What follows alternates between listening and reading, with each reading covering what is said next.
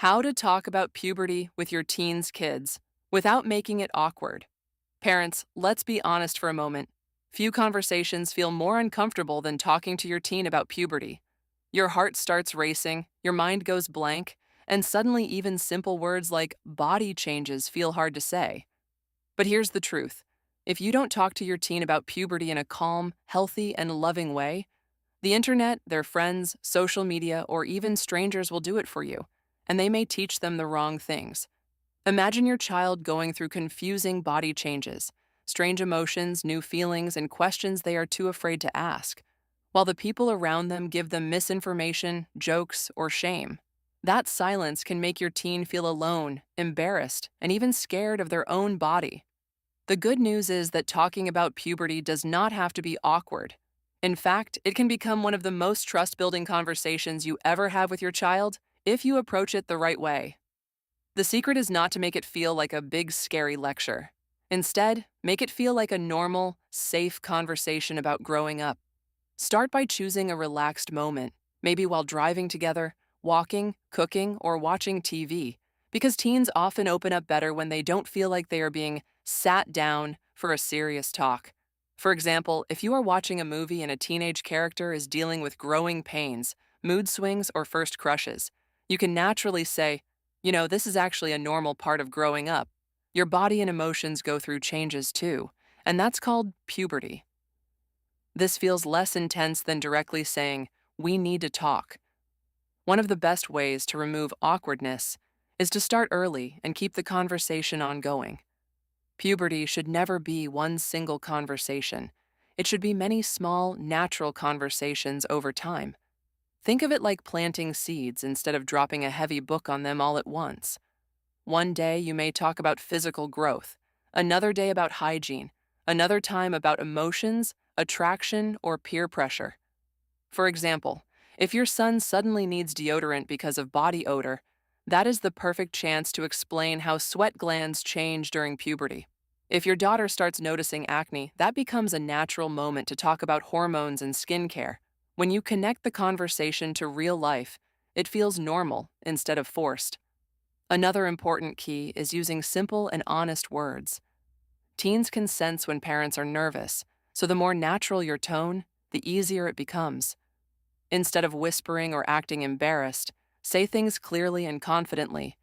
Your voice may get deeper, hair may grow in new places, your body shape may change, and your emotions may feel stronger. This is normal. When you speak calmly, you teach them that puberty is not something shameful. A great example is when a teen boy panics because his voice cracks in school and everyone laughs. A parent can say, that happens to almost every boy during puberty. Your voice box is growing and it's completely normal. That simple explanation can remove so much fear. The same goes for girls who may feel scared when their period starts. Instead of making it sound mysterious, explain it in a reassuring way. Your body is showing that it is growing into adulthood. It may feel new, but it's a healthy and natural process. Another way to make the talk less awkward is to focus on feelings, not just body parts. Puberty is not only about height, hair, or periods. It's also about emotions, confidence, identity, and relationships. Teens often struggle more with the emotional changes than the physical ones. They may suddenly feel angry, sensitive, insecure, excited, or confused, all in the same day. Let them know this is normal too. You might say, sometimes puberty makes your feelings stronger because your hormones are changing. That doesn't make you weird. It makes you human. For example, if your teen daughter suddenly cries because her friends left her out, instead of saying, you're overreacting, you can explain, at your age, emotions can feel bigger than usual, and that's okay. Let's talk about it. This helps them understand themselves without shame. One of the most powerful things you can do is create a judgment-free zone where questions are always welcome. Teens may not ask their biggest questions immediately. Sometimes they test the waters with small questions first. If they ask, why am I sweating so much? Or why is my skin breaking out? Don't laugh, dismiss them, or make jokes. Respond with warmth and openness. The way you answer small questions teaches them whether it is safe to ask the bigger ones later. Imagine your son quietly asking, is it normal that I feel angry for no reason? If you brush it off, he may stop opening up. But if you say, yes, hormones can make emotions stronger during puberty, and learning how to handle them is part of growing up, he learns that home is a safe place for real answers. Another great strategy is to share your own experience in a simple way. Teens relax when they realize puberty happened to everyone, including you. You don't need to overshare, but saying something like, I remember feeling awkward too when my body started changing, instantly makes them feel less alone. For example, a mother might tell her daughter, I also felt nervous the first time I got my period, but once I understood what was happening, it became easier. A father might tell his son, I remember being embarrassed when my voice cracked in class too. Personal stories build trust because they show your teen that what they are experiencing is universal. It is also very important to prepare them for social pressure and outside influences.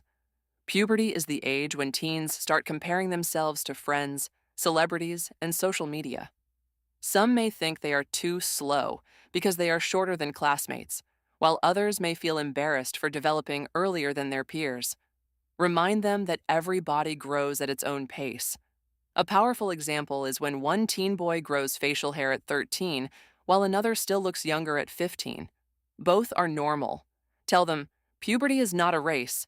Everyone's body follows its own timeline. This can save them from unnecessary insecurity.